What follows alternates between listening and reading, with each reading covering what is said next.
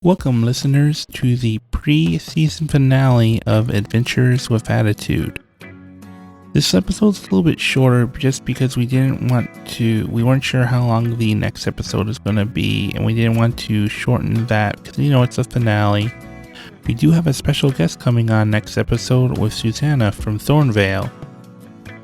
And I also have some announcements in the middle, along with our first promo swap with another podcast.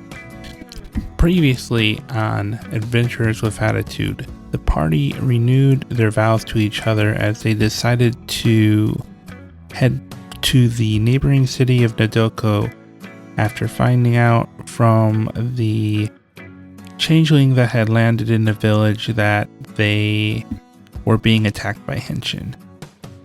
Some other information was released as they found out that their little friend also knew the strange Mikolai, the person that had been spying on the party so far.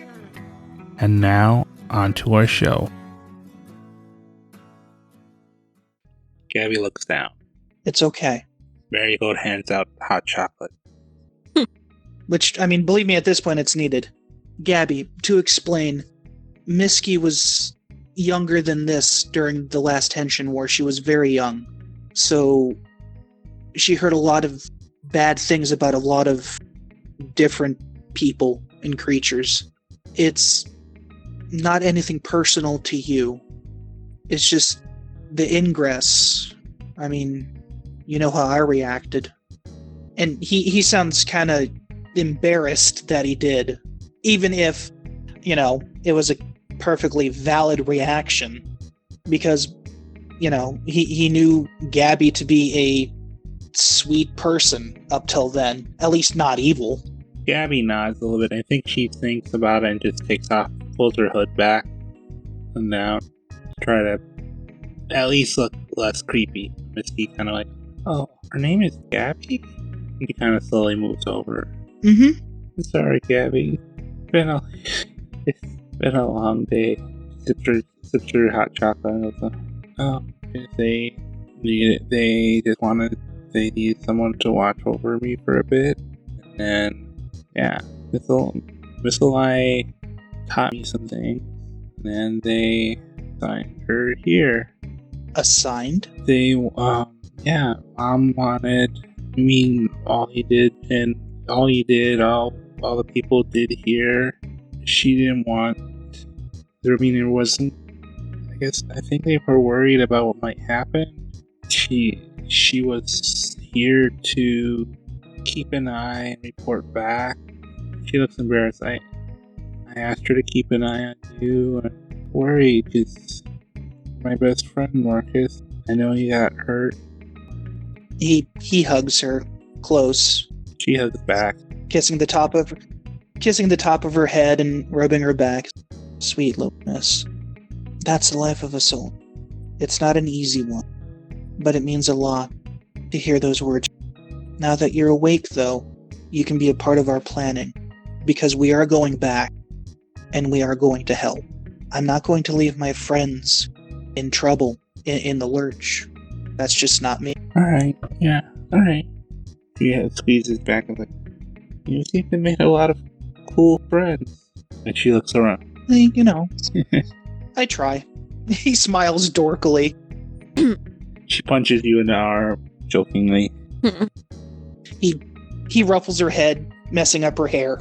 You do know I'm going to see if you kept up practice with your pole arms, right? She giggles like, yeah, I know.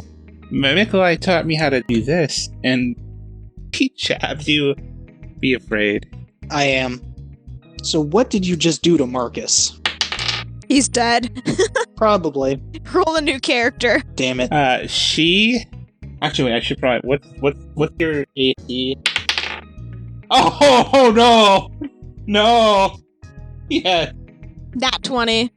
I don't think it matters because, I'm not in my armor, so I think it's just 10. So you take 13 damage and she jabs you with a sneak attack in the ribs. Ooh. And you like, your eyes go wide as she realizes how hard she hits you. Like, oh no. Thebesi laughs to herself. She's kind of proud of this child. Marcus is definitely gonna play this up and mess with her. He's just gonna, like stiffen up, freeze, and just kind of fall to his side. I know, Marcus. Starts crying. He's okay. He's not gonna move. Thebesi's just like, he's fine. She starts shaking you. I feel like would have a deep enough knowledge of fighting to know that wasn't any kind of strike that would harm him enough to be serious.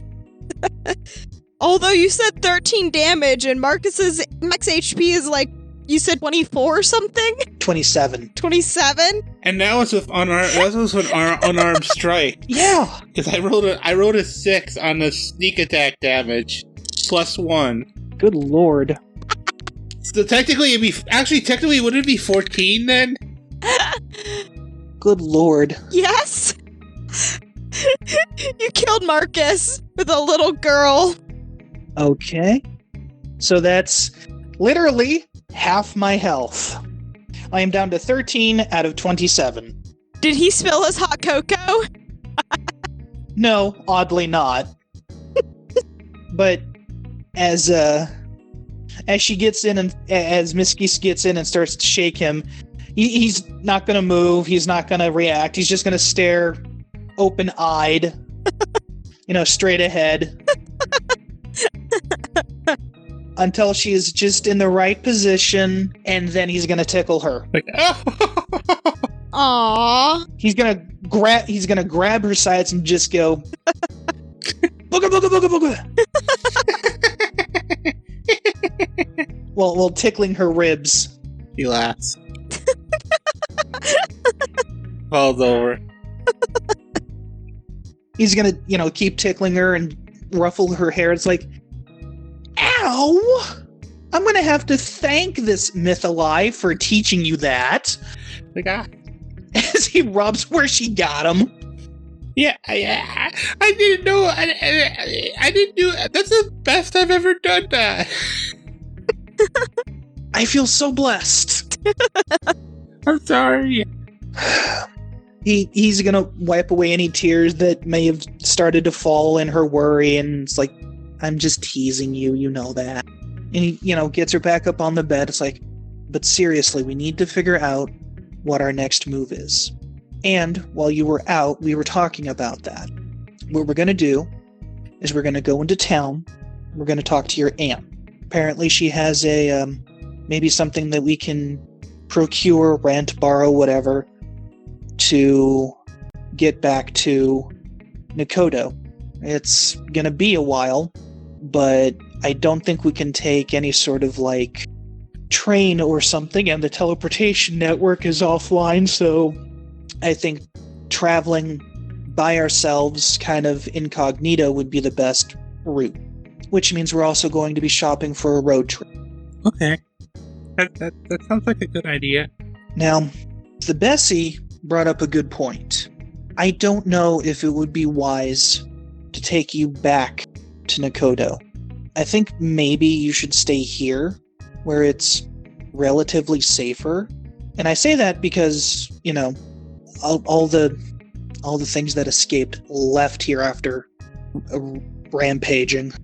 I think it might be wise to leave you in the care of your aunt while we go to Nakodo and help your parents. I can sort of agree with that, Marcus, but my mom, Railco? I think I do have to go back with you guys, because if I'm not there, what if she thinks the worst? And We'll tell her that you're safe. Well, I mean, she could also call your aunt. Remember, Sean, we did the bit where we decided that, Asimar Grove and, Awa has a fantasy cell phone service. No, I know, but we're Fantasy cell phones. Kelta is one of your NPCs coming with. But I mean, plus there's the point, I think she goes to that. Yeah, but wouldn't that be what a kidnapper would say? He just gives her a look. No, I mean, don't they usually say they're safe? Would you like to stay with the clan and play with the pups? Myski, we would be leaving you with your aunt. If your mom calls your aunt and talks to her, wouldn't... You get where I'm going? It's not like we're leaving you with a stranger. We're leaving you with family. Mythalize here. Don't trust him. Yeah, but Mythali knows your brother, so I wouldn't exactly call that a good thing. No. Well, maybe we should check with them too. 'Cause I mean, do you guys know how to drive? No. Actually, I think Marcus does. I feel like Thebesi's probably never been in a car before. Yes! Background, soldier, one type, tool proficiencies, one type of gaming set, and vehicles, land. She's probably never been in a vehicle. There's no reason for her to have been. I mean, actually, we can solve this issue simply right now. Marcus is going to pull out his phone and send Myski's mother a text message. And, ruler of a city or not, I can't think of a reason why she wouldn't have a phone. And to be completely honest, it would be irresponsible of Marcus to not let her know that her daughter is safe as soon as possible. Okay, alright. Absolutely valid. So there you go. Alright, now I need to roll to see if she's not busy fighting Henshin. The answer is simple. You bring my daughter back so I can talk with her. No, I'm saying I'm rolling to see if she is fighting Henshin right now. Oh, Yeah, no, I'm just saying. This is how we get Myski and Mythali on the road trip. Marcus texts Mom. Mom goes, you bring my daughter back so I can talk to her about running away like she did. Or we just leave her. Odds or evens? Evens. Alright, there is a response and goes, what would the response be like? Kind of busy, what's going on? Your daughter came for a visit. We're talking right now. What do you want? There is you see it start to show the image for someone's typing, and it goes on for a long time. Marcus just kind of puts the phone down and steps away from it. It starts to ring. He looks to Myski. I believe that's for you. Okay. She goes and picks it up and like, hi, Mom. You see her pull the phone away, and it's like, Marcus just kind of leans over to Thebesi. And that's why I didn't answer the phone. She's like, okay. There, Marcus has got a way to get back. I'm coming back with that. Okay. Yeah, I know I'm grounded. I know you're taking away my cell phone. No, I'm removing that. Future stuff removed. That doesn't make sense. Why not? Because she would have called her mom. She would have called you if she had a cell phone. She would. Why didn't she call you if she had a cell phone? Oh, simple. She was already grounded off of her cell phone in the first place. And emergency or not, she, didn't want to get in trouble worse by breaking that. She's like, oh, okay, what's up the phone? She wants to talk to you, Marcus. Marcus takes the phone, holds it away from his ear. Yes, my liege. You just hear...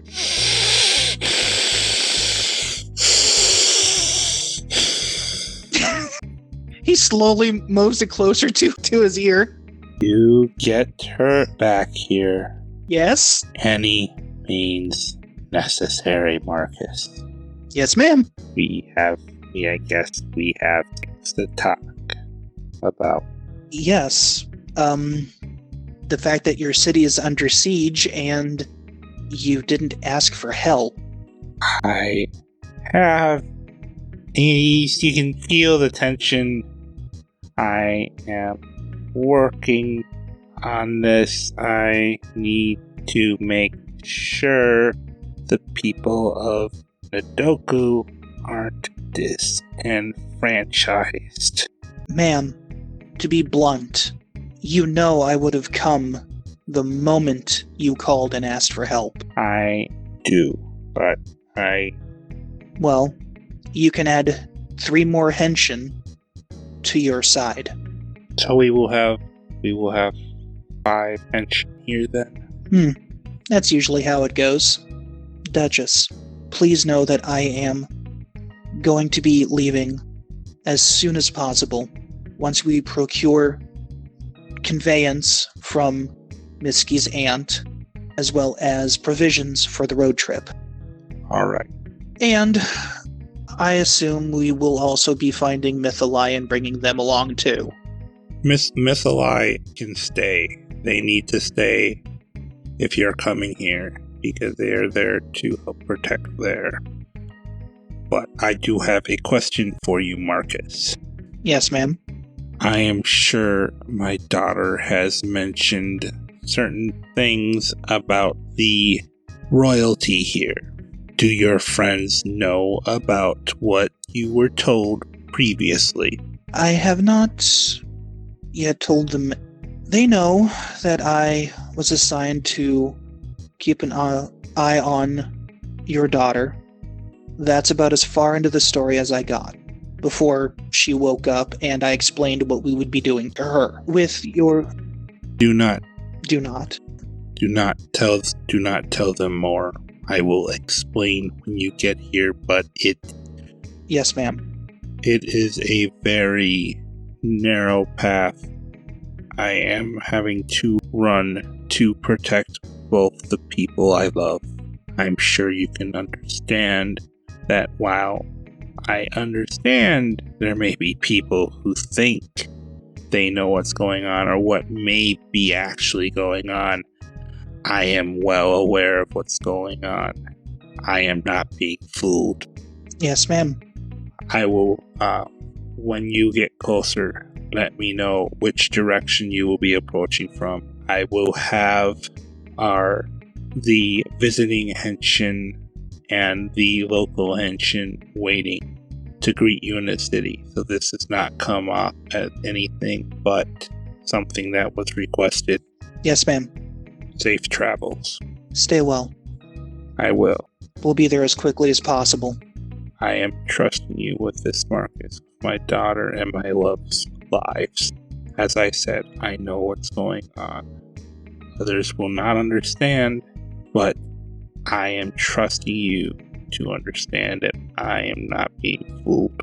I don't fully understand, but as you command, ma'am. Believe me, I am in a similar situation right now. As he kind of gives Gabby a little bit of a look. I do not understand either, but I'm sure it'll be a story. Oh, you will. Yeah, interesting. Stay safe. You too. And then she clicks and hangs up. Good. And he hangs up.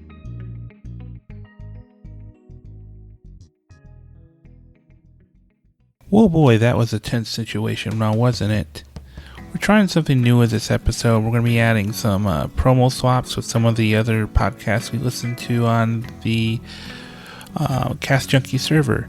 If you haven't heard, we have actually passed our 1,000 downloads when you add together our time on Anchor and on Podbean. So we put out a little poll on the Twitter, and apparently people want to hear more of the Halloween special that kind of flopped last year. So we have one more episode of Awa for the season finale, which, as I mentioned earlier, includes Susanna from Thornvale as a guest player as the artificer Kilta. After that episode, we will be releasing the 2 episodes of, or well, actually I would say it'd be either 1 or 2 episodes of the Halloween special, and then, well, we'll see how things go after that.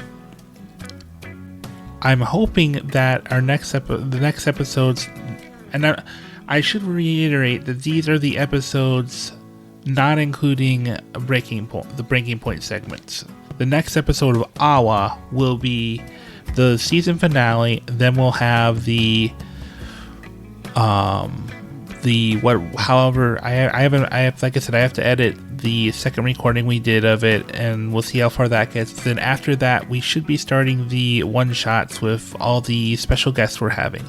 Our first one-shot will be Eric playing with Hannah from Thornvale and Derek from Rolling Misadventures, if I remember correctly, as their characters exit the humble animal folk town of Forbidden Falls on a kind of a little special ritual as these animal folk cross out into the real world or not the real world, but the larger world of Jesselheim, and try to bring things back that will help their community back. And now, on to our promos. We were actually, me and my friend here. He points to a cat. Oh, you're friends with a cat? Yes, he's one of those Dreamlands cats. So, he's more than a cat. Yes, and he is very lucky to consider myself his friend. What did he say? He said that I was lucky to consider myself his friend. Oh, okay. I do feel that way. Okay. I don't have too many friends. You really aren't that bright, are you? No.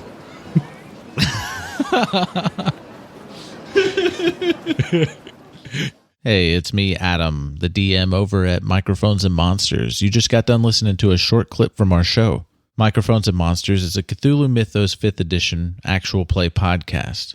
We ask you to join us every week, Monday and Friday. You can find us on your favorite podcatcher, Twitter, Facebook, and Instagram. You can find all of our links at microphonesandmonsters.com. That one line made me feel even less secure about my trust in Mytholi. Which line? Well, spies for the... He's assigned there to protect. I'm like, what? Yeah. Well, you guys really didn't hear about any fatalities during the breakout.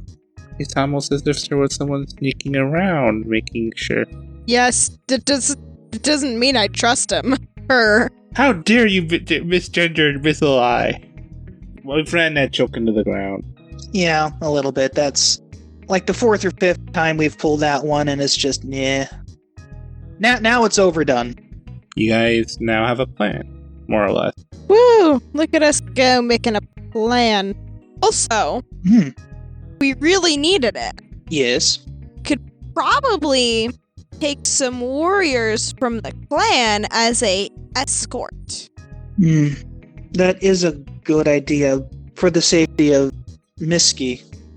But once they're there, I worry that they'd want to fight with us. And while I would appreciate the extra numbers, I don't exactly relish the idea of ordering them into a battle they may not be on equal footing for. They wouldn't have to help us. I could station them as guards. That might actually be a good idea. I mean, that way then none of you guys have to guard me when we go there, while we're going there. Alright. Can bring my less useless brother and useful sister. I was going to say well, we don't want to make too big of a party. I was going to suggest 4 of your most trusted. You heard her mother over the phone.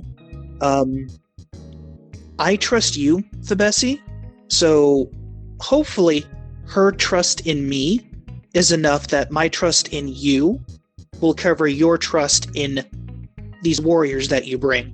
We'll just make a trust blanket. Name of the episode. Hey.